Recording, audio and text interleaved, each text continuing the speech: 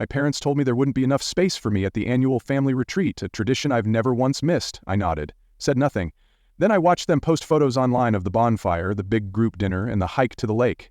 Smiling faces, all 6 of my siblings, their spouses, their kids, aunts, uncles, cousins I hadn't seen in years, friends of cousins. 118 people, but no room for me.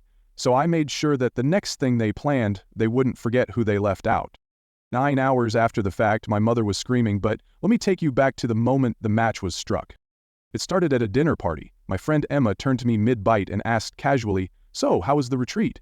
I blinked. "What retreat?" She looked puzzled, then pulled out her phone. "Your sister posted about it. Looked incredible. Matching shirts and everything." There it was, a sprawling aerial photo, clearly taken by a drone, of a pristine lakeside resort bursting with families. 118 people, I counted. Every single sibling, their spouses, their kids, cousins I hadn't seen in years, in-laws I barely remembered. Everyone, except me. A massive banner stretched across the group, 2025 Annual Family Retreat. My parents stood front and center, beaming like they were royalty. Laminated name tags, color-coded shirts, theme nights. This was not a casual gathering. I smiled. Yeah, I wasn't there, technically. Emma looked confused. "Oh, got it." I let her move on, laughed at something I didn't hear, nodded along to the conversation, but my mind was sprinting through old memories like it was trying to make sense of a puzzle that had always been missing a piece. That night, in the bathroom of Emma's apartment, I sat on the edge of the tub and scrolled. Instagram was full of moments I hadn't been invited to. Campfires, lakeside yoga, my dad is doing the worm at some themed dance night. Even my mother, who always claimed she hated being online, was tagged in half a dozen reels. Then I remembered that phone call. Weeks ago, I had asked, "Hey, are we doing anything this year for the retreat?" My mom's voice was breezy, distracted. "We're just keeping it small, not enough space for everyone." She said it like she was reading a grocery list. And me, the invisible middle child? I didn't question it. I never did. I'd been trained not to take up space, not to ask for too much, not to make a scene. So I said okay, and I waited for a call that never came. What gutted me most wasn't just that I was left out. It was how deliberately it had been done. This retreat had spreadsheets, budgets, printed t-shirts, a website for God's sake. Someone had remembered to invite Great Aunt Jean's hairdresser's niece, but not me. And it wasn't new. When I was 10, a birthday party got too full. At 15, a lake house weekend happened without me. In college, I once found my name left off a group text thread titled Family Brunch. And still, I showed up. Still, I laughed at their jokes. Still, I folded napkins at reunions and helped set out the dessert tray. But not this time. Something broke in me that night, not loudly, not dramatically, but like a bone that finally gave out from stress. The tears weren't messy, just quiet, private, unmistakable. I wiped my face, smoothed my mascara, smiled at the mirror, not out of joy, but survival. I walked back out into the party like nothing had happened. But inside, I had changed. Something had clicked. The next morning, I didn't text my mom. I didn't send a passive-aggressive comment in the family group chat I was still somehow in. I did something else. Something bold. Something unforgettable. Because if they wanted to pretend I didn't exist, then I was going to make it very clear I was someone. I always had been. And by the time the next retreat rolled around, they would feel the hole I left. I used to think loneliness meant being by yourself. Turns out, the loneliest feeling in the world is being surrounded by people who are supposed to love you and realizing you don't belong among them. Not really. Not deeply. I'm number 4th of 7 kids. Not the oldest, not the baby, not even the classic middle child. No, I'm what I call the median, the invisible fulcrum. Oh, we forgot you were here, sibling. And yes, they left me at a grocery store once, came back 10 minutes later, but still. Doesn't scream cherished, does it? Our family? Big, noisy, theatrical. Picture a low-budget Von Trapp reboot if the Von Trapps ran on caffeine and emotional favoritism. Everyone's a musician. My siblings grew up clutching microphones and ukuleles. 2 of them make a living off it now. Our family dinners were less about passing the potatoes and more 3-part harmony over dessert. Talent shows weren't optional. Family sing-alongs were filmed and posted. Mom used hashtags.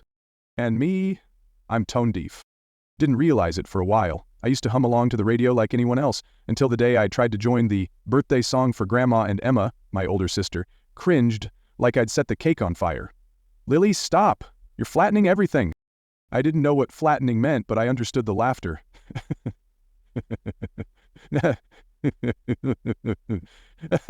That's what it started. Lily, the noise polluter. Lily, the human kazoo. At one point, my brother James made a ranked list of our musical abilities. I wasn't even on it. The caption read, "Some things defy measurement." It was meant to be funny. Everyone laughed. So I thought maybe I could be the funny one. Humor became my defense. I leaned into clever lines and dry wit. But my jokes never landed right. Not with a family that thought pie-in-the-face jokes were comedic gold. They made up a term, Lily a joke. It meant a joke no one laughs at. As in, that was such a Lily a joke. I once overheard them using it when I wasn't even home. I remember asking my mom once, gently, "Do you think I'm funny?" She gave me this almost sympathetic smile. "You're clever, sweetheart, but you're not exactly entertaining." After that, I stopped trying to be the funny one. I stopped trying altogether. At school, I still tested the waters, made subtle observations, and tried to be witty, but I always pulled back before the punchline, afraid of the silence that might follow. So I became helpful, quiet, pleasant, a background character in my own life, someone who didn't rock the boat, someone who nodded along and handed along at family dinners while the rest of them took center stage. And still, I hoped that one day I'd feel like I fit. That's what made the retreat sting so deeply. It wasn't just the logistics. It wasn't just that they invited 118 people and left me out. It was the realization that this wasn't an oversight. It was a pattern. This wasn't the first time they'd forgotten me. This was just the loudest silence yet. And something about that, about seeing it laid out in drone photos and coordinated outfits, unlocked something in me. A fury, yes, but more than that, clarity. I wasn't forgotten, I was excluded. And for the first time in my life, I decided that I wasn't going to sit quietly in the background anymore. They wanted a show? Fine.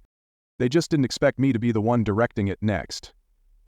For years, I didn't know what to do with the ache, so I started writing things down, not as a grand plan, but more like a slow leak. Funny bits, awkward memories, one-liners that would come to me in the middle of washing dishes. I wasn't trying to be a comedian, I was just trying to make sense of the pain, to turn all the rejection into something I could at least laugh at. I didn't tell anyone, especially not my family. The word funny had never lived in the same sentence as my name, not in their house. But I kept scribbling down thoughts, stories, little sketches. One day, I found an open mic flyer at the local coffee shop and figured, why not? The venue was barely more than a dark corner in a bar with a busted mic stand and a floor sticky with regret. But when I stood up there, shaking, sweaty, clutching my crumpled notebook, and told my first joke, something unexpected happened. They laughed. Not polite chuckles, not pity snorts, real, surprised, from-the-gut laughter. That moment was electric. I was hooked. Weeks turned into months. I started doing open mics regularly. I still hadn't told my family. I guess some part of me still thought maybe if I could prove I was funny to strangers, then someday they'd believe it too. Eventually, I let it slip over dinner. My dad was retelling the story of Ethan's game-winning pitch for the 5th time. Everyone was playing their parts, laughing on cue, nodding, affirming the family mythology. I said, "So, I've been doing some comedy." Silence. Sophie looked up from her phone. "Like, on stage?" "Yeah, little club downtown." James snorted. "You? On stage? Isn't that kind of ironic?" "It's not Carnegie Hall," I said. "But yeah, I've been doing sets. Real crowds, real laughs." My mom smiled kindly. "Well, it's sweet that you've found a hobby." They didn't get it, not even close. But I still invited them to a Friday night show, good crowd. I'd rehearsed the set to death. Reserved them front row seats.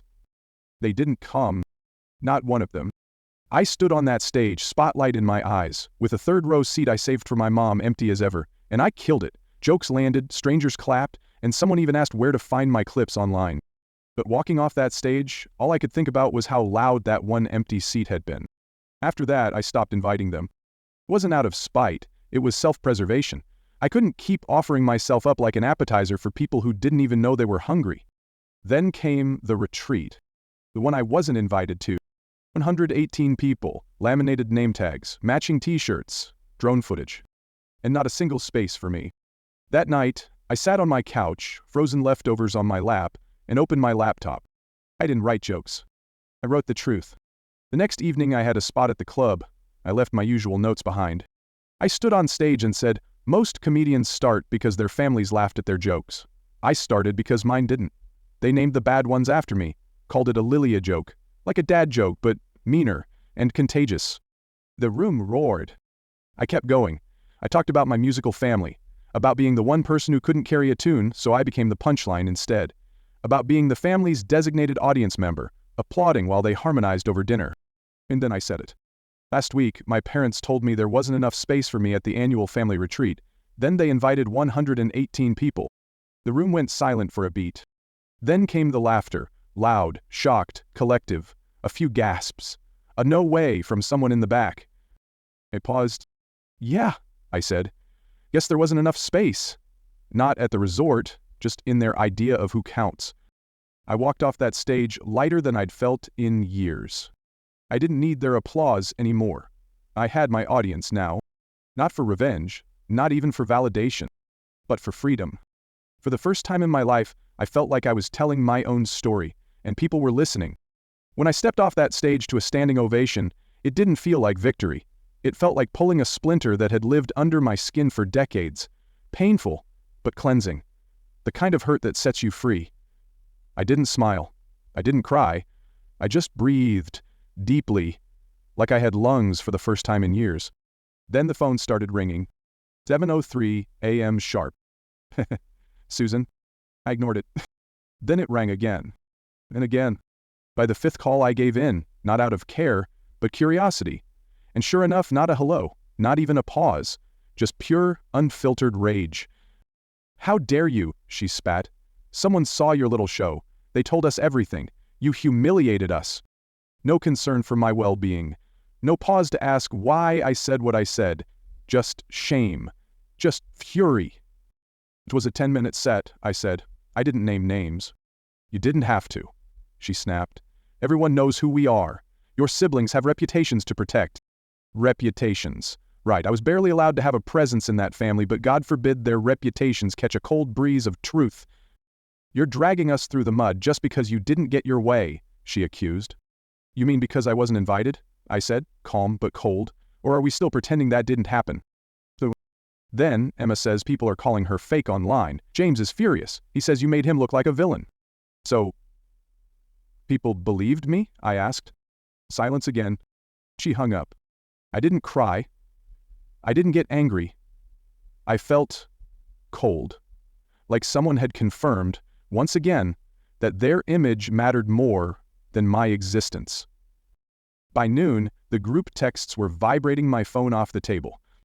Emma wrote a novel-length guilt trip wrapped in defensiveness, claiming she'd always supported me. This from the same sister who once said my sense of humor was too awkward to survive outside a diary. James sent a voice note that sounded like a LinkedIn press release. I think it's toxic that you're making family drama into your brand, he said. You've always struggled with boundaries. Boundaries. From the people who decided I didn't need to be included because 118 other guests filled the space.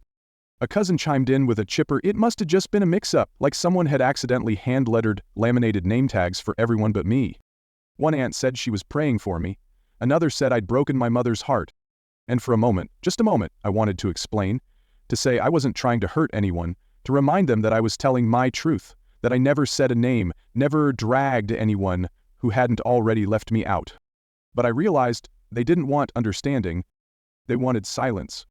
They wanted me to be the quiet, invisible girl again, the one who took the joke, swallowed the slight, and kept smiling. I was so tired of being her. That night, I sat on my couch, still in the hoodie from the club, mug of cold tea in my hands, and filmed a video. Not a bit. Not a joke. Just me. Hey, I said to the camera, so some people are upset about my latest set. I took a breath. I didn't name names. I didn't need to. I just told the truth. Another pause. If your family tells you you're not funny for 20 years, then one night 200 strangers laugh so hard they cry, yeah, you're allowed to talk about it. I used to think I wasn't funny, I continued. Turns out I just wasn't their kind of funny. And maybe that's okay. I looked directly into the camera. Also, if you throw a 118-person family retreat and say there's no space for your daughter, maybe don't act shocked when she finds her stage. I posted it, closed my laptop, and for the first time in years, I didn't brace myself for the fallout. But it came. The video blew up. Not gently, not quietly. It detonated. By midnight, 10,000 views. By morning, 300,000. By the end of the day, trending. Elise says it. Comment after comment poured in. Messages from strangers, some crying, some laughing, some thanking me for saying what they couldn't. And then came the knock at the door. My parents, two of my siblings, standing on my porch like they'd just discovered the house. Wasn't a rumor. You need to take it down, my dad said. No greeting, just orders. Susan looked like she'd bitten through a lemon. James had his arms crossed like he was auditioning for a PSA. You humiliated us, she hissed. You made us a joke? I didn't make you a joke, I said, cool as ice. You did. I just turned it into a punchline. James stepped forward. You can't just post stuff like that without consequences. Oh, so now you're interested in my content, I asked. Funny, I remember inviting you all to shows. Nobody came. Now you're my audience? Dad glanced nervously toward the neighbor's yard. We came to reason with you, he said. Can we come in? No, I said flatly. And just so you know, if you start yelling, I will film it and I will post it. They froze, like I'd held up a weapon. You're threatening your own family, Susan gasped. I'm protecting myself, I said, from the same people who left me out and then got mad when I said it out loud. James muttered something under his breath. I lifted my phone, camera open. They flinched. Bye now, I said, and shut the door. I watched through the window as they lingered, speechless. Susan's mouth moved like she wanted to scream. Dad looked like he was realizing something too late. James looked like he wanted to sue someone. Maybe he would. But I wasn't afraid anymore because the door stayed closed. And this time I was the one deciding who got let in. 3 days after I posted that video, an email landed in my inbox like a soggy, undercooked threat. It was labeled, You Urgent Family Concern, in all caps, Times New Roman, double-spaced like a freshman essay, and signed off, no joke, by James the Enforcer. Yep. My brother James had watched enough legal dramas to draft a cease and desist letter demanding I take down the video immediately or face the wrath of his international trade law degree. Never mind that he works in corporate compliance for a shipping company, and the closest thing he's ever litigated was probably an ergonomic chair dispute. Still, I read it twice, just to be sure it wasn't a parody. Then I did what I do best. I laughed. And then I made another video. I didn't say his name, didn't show the letter. I simply read from a fictional cease and desist, filled with hilarious typos, and backgrounded it with overly dramatic music. In light of your actions, we must insist you cease forthwith and also desist from further slanderous posting. Respectfully yours, James the Enforcer Escort. I deadpan straight to the camera, pointing out that I wasn't invited to a 118-person family retreat is now a federal crime. Somewhere, the First Amendment just passed out. The video went live Thursday night. By Friday morning, I had 900,000 views and 3 interview requests. By Saturday, I hit 1 million, and I blocked every single family member, not out of revenge, out of necessity. I had held on to this ridiculous hope, this foolish whisper of a thought that maybe one of them would say, hey, we messed up. I see you now. But no, every message that came through was about damage control, reputation, optics, how they looked. No one asked how I felt. Not one. I'm sorry. So I gave them the silence they never earned, but deserved. I left the group chats, locked my Facebook, archived my Instagram, even deleted the Spotify playlists we used to share before I blocked Susan. She sent me one last message. You've made a laughingstock of your own family. I hope you're proud. And the thing is, I wasn't proud, but I wasn't ashamed either. I was free. The fallout, it wasn't pretty. Some of my siblings who work in music started losing gigs. The labels got nervous, too much family drama, which was hilarious because suddenly every podcast named Let's Talk About It or The Healing Hour wanted them on. Tell us about growing up with Lily. James did one, he never said my name. But when someone says, some people just thrive on playing the victim with that smug tone, you know exactly who they mean. Meanwhile, YouTube did what YouTube does. People dug. A creator found Susan's old Facebook post. Another found the retreat location from a tagged photo. Within days, the dots were connected. Soon, creators were knocking on their front door asking for comment. 2 weeks later, my parents sold the house. Downsizing, they said. Sure. And I'm a Rhodes Scholar. They moved away quietly. Emma deleted her Instagram. Sophie posted something vague about taking a break from the spotlight. I kept going. I didn't gloat, didn't throw a party, didn't post another video dragging anyone. Instead, I got back to what mattered, telling stories, observing life, making people laugh. My comedy shifted. Less about them, more about us, me and the audience. The overlooked, the dismissed, the middle kids, the joke floppers, the ones who never got invited. And slowly, a community formed. People started commenting things like, "You said what I couldn't. I thought I was the only one. Thank you for being real." For the first time, I felt seen, not for what I wasn't, but for who I was. Not a Lily joke, just Lily. And that was enough. Fast forward a year, still no contact, still no apologies. And honestly, I don't miss the noise. I've got real friends now, people who show up, people who laugh with me, not at me, in the comedy. It took off. I quit my day job, started touring, booked sold out shows in cities I used to only dream about.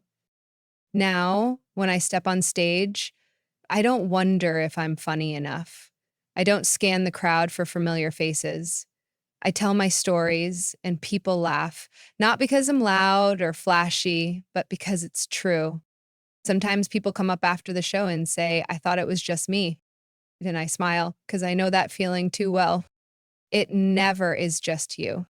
Sometimes I still ask myself, did I go too far? Was I cruel? But then I remember, truth isn't cruelty. Silence is.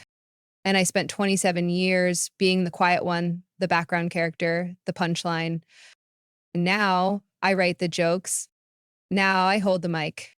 Now I take up space. And I'm not giving it back. If this story resonated with you, if you've ever felt overlooked, unheard, or like the punchline in someone else's script, then you're not alone and you're not invisible. We're building something real here, one story at a time. So if you want more raw, honest, and emotional stories like this, don't forget to hit that subscribe button and turn on the bell so you never miss a new video. And I'd love to hear from you. Drop a comment below. Have you ever had to reclaim your voice? What moment made you realize you deserved better? Finally, if this video made you feel something, give it a like and share it with someone who needs to hear it. Because sometimes the most powerful thing we can do is tell the truth out loud. Thank you for being here. You matter more than you know.